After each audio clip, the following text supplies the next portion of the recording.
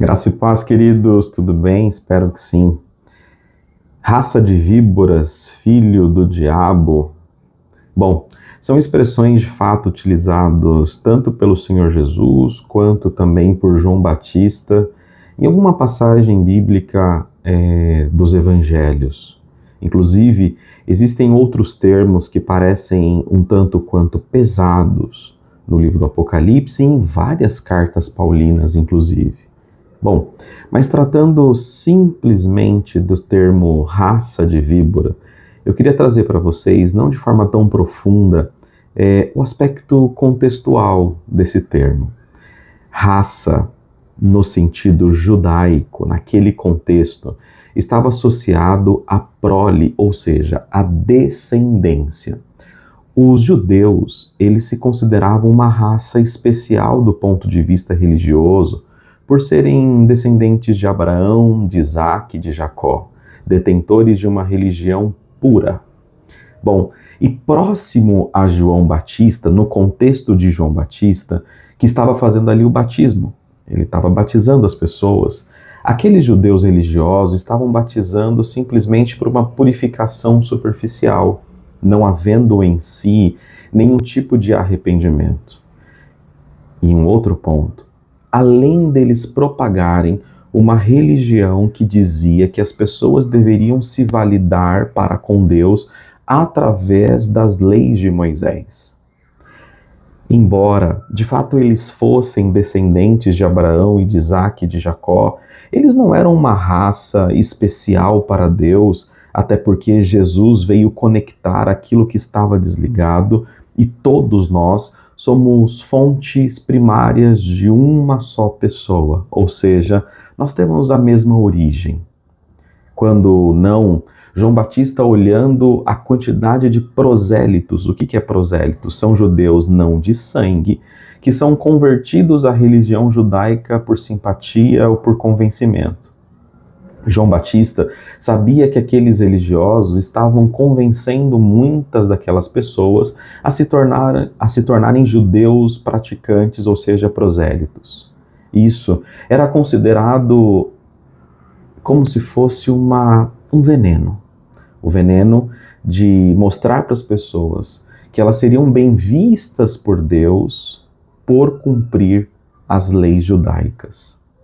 Um outro ponto importante era uma compreensão meio que visual de João Batista, entendendo que aqueles religiosos eles passavam pelo ritual do batismo para uma purificação exterior, não havendo em si nenhum tipo de arrependimento genuíno.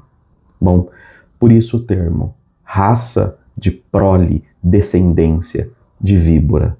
Víbora era uma serpente, principalmente naquela época, que tinha os montes no deserto de Negev, principalmente lá, e que tem em si um veneno praticamente mortal. Uma serpente pequena, com um volume muito grande, que faz uma associação rápida aos prosélitos formados naquele tempo, por convencimento daqueles religiosos, e à medida que eles formavam prosélitos, era mordido. A outra pessoa era mordida e começava a correr nas suas veias o veneno da autovalidação. Quando João Batista e o próprio Jesus, em um outro contexto, ele cita a raça de víbora, aquele povo era inteligente o suficiente para entender que ele não estava falando raça de víbora porque era um palavrão ou uma depreciação da outra pessoa, ou uma depreciação moral, ou uma ofensa moral. Tanto Jesus quanto João Batista queria dizer que a descendência deles, o que eles estavam formando, eram pessoas que destilavam veneno e esse veneno contrapunha a graça, não a opinião de outra pessoa. Há uma diferença muito grande entre eu discordar de você ou eu pregar um evangelho diferente do que a Bíblia diz. Opiniões diferentes, elas sempre vão existir. O que tem acontecido é o que nós chamamos tecnicamente de ad hominem. Duas pessoas discutindo um assunto e a outra pessoa não tem argumentação. Ela para com o assunto, ofende a outra pessoa, porque ofendendo essa pessoa, ele invalida o discurso do ofendido. Isso é um padrão de pessoas que não têm força argumentativa. O que eu tenho notado nas redes sociais, em alguns vídeos que eu acabo vendo, é as pessoas se validando dessas palavras mais ácidas e intelectuais proferidas por Paulo, proferidas por Jesus e proferidas por João Batista, que quando ditas não era uma ofensa moral, não era uma ofensa ad hominem, não era uma ofensa para a pessoa, mas atacava o entendimento e havia, quando dita essas palavras, uma compreensão muito mais ampla do que simplesmente um xingamento. Raça de víbora era querer mostrar para aqueles homens que eles eram superficiais e que não havia nele arrependimento. Bom, dentro das redes sociais, dentro do YouTube, de outras ferramentas que são boas, eu tenho notado que as pessoas estão se utilizando dessas palavras mais ácidas, muitas vezes para ofender, utilizando ad hominem outras pessoas. Ignorância bíblica, ignorância teológica. Mas a reflexão que eu quero deixar é: toda vez que você encontrar um pouco de acidez no discurso de Paulo, no discurso de Jesus, essa acidez não é para denegrir uma pessoa na sua moralidade, para envergonhar simplesmente por querer ser superior. Jesus não precisava disso. Jesus não precisava vencer debates. O papel de Jesus era a pregação do evangelho, era romper com o entendimento, era de fato esmiuçar a compreensão religiosa que aqueles homens tinham, não de uma opinião, de pontos de vistas teológicos diferentes. Jesus veio trazer uma verdade absoluta. Jesus veio trazer a verdade, não uma discussão de opinião. E nessa discussão de opinião, as acidez de Jesus eram palavras, eram frases, eram textos que apontavam para quem ouvia uma compreensão muito mais ampla do que simplesmente uma ofensa pessoal. Raça de víbora, quando ouvida por aqueles homens, foi compreendidas como: não somos a descendência de Abraão na sua legitimidade. Deturpamos o que a lei veio nos mostrar. Somos superficiais. Somos hipócritas. Não há em nós arrependimento. Agora, como eu, um pobre pecador, posso olhar para você e falar: você é raça de víbora. Eu consigo enxergar se em você há hipocrisia e falso arrependimento? Quando lidamos com redes sociais, nós estamos lidando com pessoas que acreditam de verdade que a religião que eles seguem é a religião correta, que as palavras que eles ouvem são palavras de Deus. Pessoas puras que estão ali comendo, bebendo, ouvindo e acreditando com todo o fervor. Eu não consigo olhar, por pior que seja a igreja, olhar para os irmãos que estão no banco chorando com uma palavra que está sendo pregada e chamá-los de raça de víbora. Eu não consigo. Eu não consigo olhar para aquela irmã com usos e costumes que não comeu carne de porco, que guardou o sábado, ou que não doou sangue, ou que nunca pôs uma calça, que nunca frequentou uma praia. E por favor, não vai falar que mudou. Milhares e milhares de pessoas ainda não têm televisão em casa. Ainda acha que mergulhar numa piscina, tomar um banho de mar é alguma coisa que Deus não vai se agradar.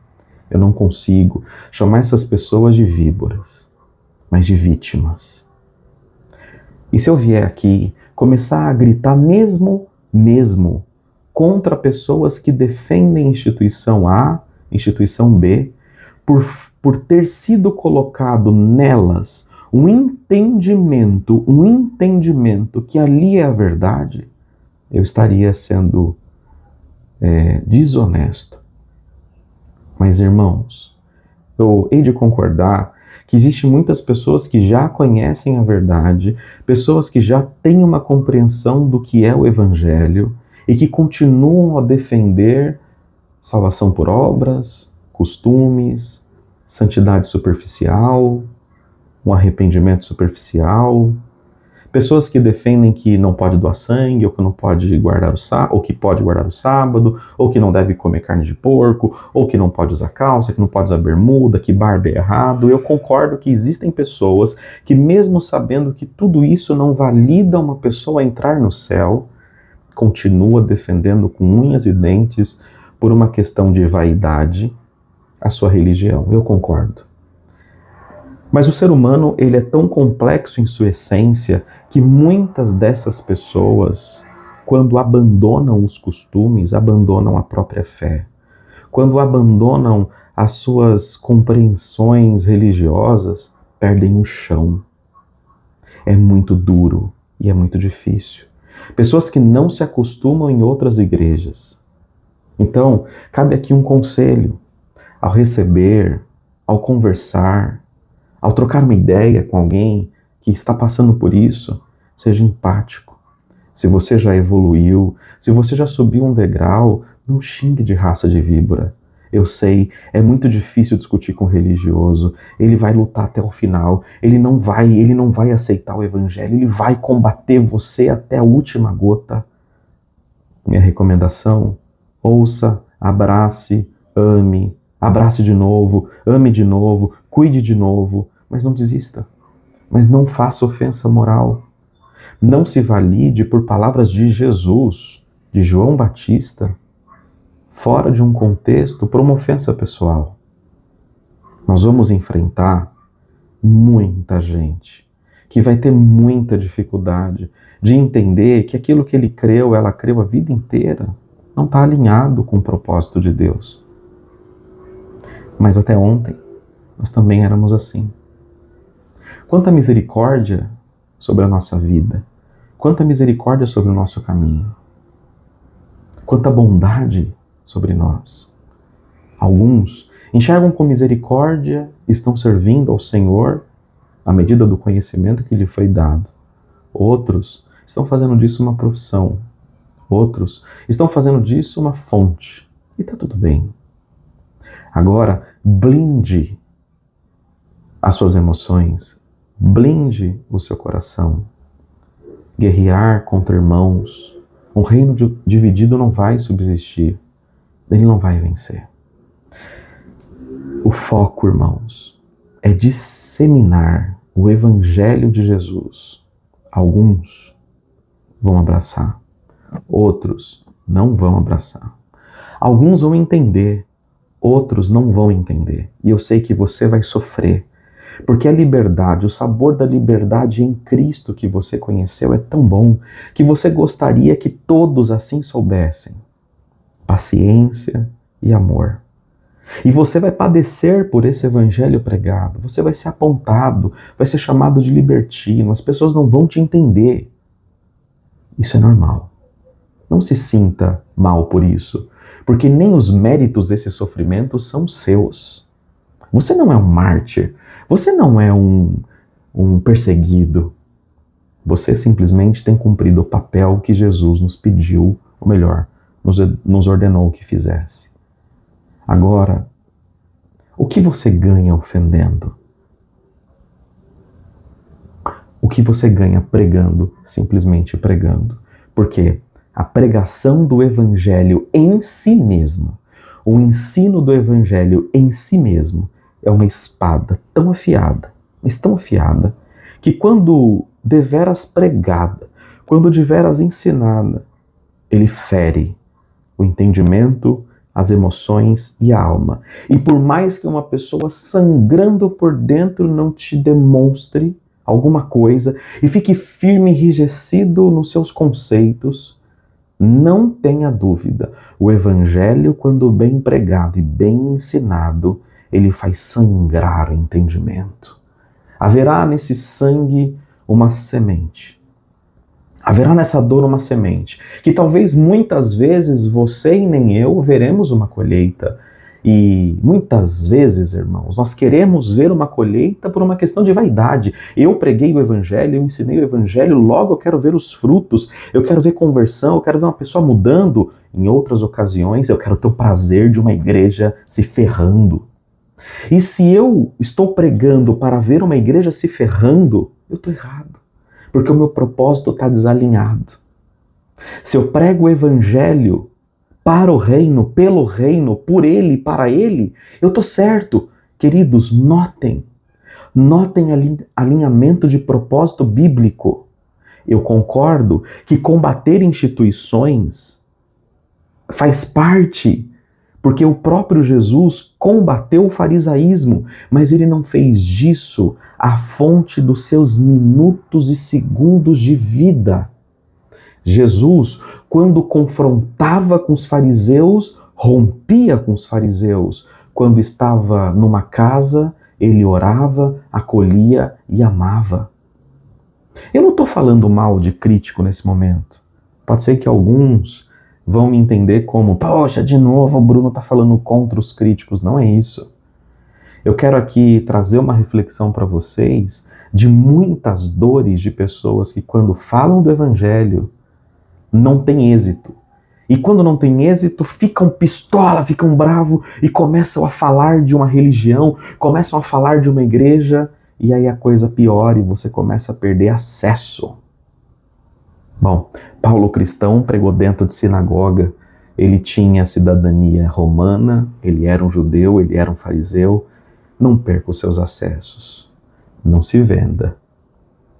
Não troque a sua primogenitura. Não troque o evangelho, mas não perca os seus acessos. Seja um rio calmo. Seja um rio calmo. Espero que você tenha entendido.